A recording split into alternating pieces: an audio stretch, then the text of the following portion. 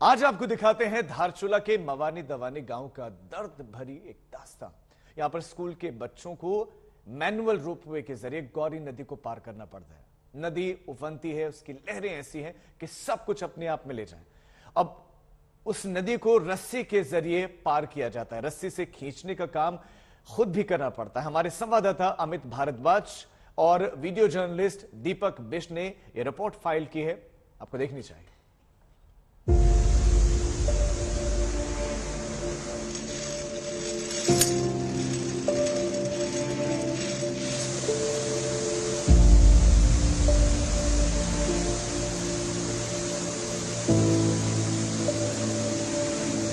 नीचे पूरे वेग से बहती गौरी नदी।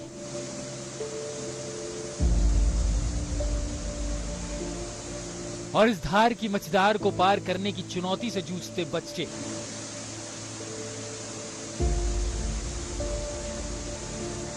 पिथौरागढ़ में जान हथेली पर लेकर नदी पार कर रही दूसरी तरफ स्कूल पहुंचते ये बच्चे, ऐसा लगता है जैसे ये दूसरी ही दुनिया है। यहाँ बच्चे लकड़ी से बने ट्रॉली से नदी पार करते हैं। ट्रॉली की रस्सी को इन्हें खुद ही खींचना होता है। हमारे संवाददाता अमित सिंह की एक ग्राउंड रिपोर्ट देखिए। जो इस ट्रॉली को खींचेंगे, कुछ इस तरह से प्रियंका का स्कूल जाने का सफर और स्कूल से वापस आने का सफर तय होता है। कितना अलग है शहरी इलाकों में, अलग अलग शोर में बच्चों, देश के अलग अलग इलाकों में बच्चों के स्कूल जाने का सफर और धारचूला के इन सीमांत गांवों का स्कूल जाने का बच्चों का सफर।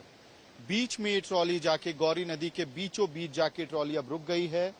नीचे गौरी नदी का प्रवाह बिल्कुल प्रबल है। मैं आपको बता दूं कि इस वक्त जो लोकल एडमिनिस्ट्रेशन है उसके डेटा के हिसाब से गौरी नदी खतरे के निशान की तरफ बढ़ रही है। दुनिया चांद और मंगल की बात करती है, दूसरे ग्रहों पर कॉलोनी बसाने की बात करती है, लेकिन इन बच्चों और यहाँ के छोटे छोटे गांवों का छोटा सा सपना है कि पुल बन जाए ताकि रोज रोज का खौफ मिटे। प्रियंका दूसरे छोर पे चली गई हैं, आज की कक्षाएं हो गई हैं, लेकिन कल फिर जब प्रियंका और उनके साथी धारचूला के इन सीमांत गांवों से निकलकर स्कूल जाएंगी पढ़ने के लिए, तो उनको इसी गौरी नदी के प्रबल प्रवाह को इस ट्रॉली के द्वारा पार करना पड़ेगा। बेटी धारचूला के इन गांवों में पढ़ना चाहती है, बेटे भी पढ़ना चाहते हैं, लेकिन उनके सामने सबसे बड़ी चुनौती ये है कि गांव को पार करने के लिए कोई पुल नहीं है। और सबसे बड़ा सपना इस वक्त इन बच्चों के लिए ये है कि एक पुल बन जाए। एक वक्त था जब यहाँ पुल बना भी था, लेकिन 2013 की आपदा ने उसे बहा दिया। फिर मशीन से चलने वाली ट्रॉलियां बनी, जिसे 2019 की आपदा ने तबाह कर दिया।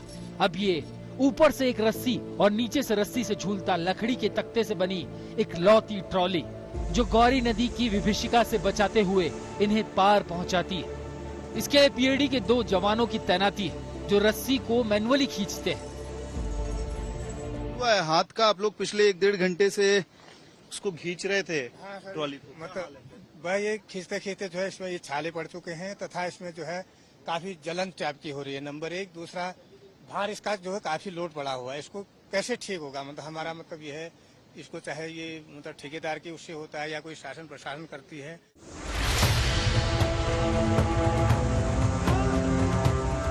ये छोटी मोटी परेशानी नहीं, परेशानियों का पहाड़ है। बारिश होने का मतलब होता है बच्चों का स्कूल ना जा पाना। स्कूल जाते भी हैं तो इस नदी को पार करना एक दुस्वप्न जैसा होता है। स्कूल सुबह 8 बजे का है, तो हम सुबह 6 साढ़े 6 बजे से आ जाते हैं। और सामने एक गदेरा है उतना बड़ा सा, उसको भी पार करना पड़ता है। फिर गरारे पर आना पड़ता है, जैसे ये ट्रॉली पर आना पड़ता है। फिर ये जो गार्ड लग रखे हैं, पीआरडी वाले लग रखे हैं, ये भी हमारी हेल्प करते हैं बहुत। ये भी खींचते हैं, फिर हम भी खींचते हैं थोड़ा थोड़ा, पर हाथों में दर्द हो जाता है खींचते खींचते। इतनी तेज पानी बह रहा है, ऐसा देख के फिर उसको घबराहट नहीं होती है? थोड़ा थोड़ा घबराहट होता है। और दिनेश, आप किस क्लास में हो? 7th में। तो रोज स्कूल जाते हो या कभी इसके चक्कर में छोड़ देते हो? कभी कभी जाते हैं। कभी कभी जाते हो, रोज नहीं जाते हो स्कूल? बारिश होती तब नहीं जाते। बारिश के दिन नहीं जाते हो तो मम्मी पापा नहीं जाने देते हैं या फिर आप ही कहते हो कि नहीं जाना, ज्यादा पानी होगा, दिक्कत होगी? नहीं जाने देते।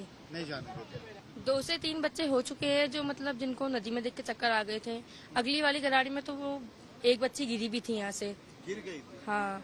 ये कब की बात बता रहे हैं आप? ये जो इससे पहले वाली गराड़ी थी। अभी तो फिलहाल गाँव वालों ने बना रखा था उसमें जी। अभी तो ये ज्यादा टाइम नहीं हुआ है तो अभी कम ही आ रखे हैं हम स्कूल। बारिश होती है तो हम स्कूल नहीं जाते हैं। यहाँ पत्थर आने की डर भी होती है तो घर से मना कर देते हैं। स्कूल में भी कहा है कि जब बारिश होती है तो ना आए। प्रदेश में सरकार है लेकिन वो भी शायद लाचार है जो ऐसे नौनिहालों के लिए एक पुल तक का निर्माण नहीं करा रही है। सोचिए जरा, 2013 के बाद से यहाँ के लोग ऐसे ही झंझटों का सामना रोज कर रहे हैं। रूह कपा देने वाली कहानियां ही जिन्हें इन हालातों का सामना रोज करना पड़ता है, उन्हीं का दिल इन हालातों को समझता है। अमित भारद्वाज, धारचूला, पिथौरागढ़, आज तक।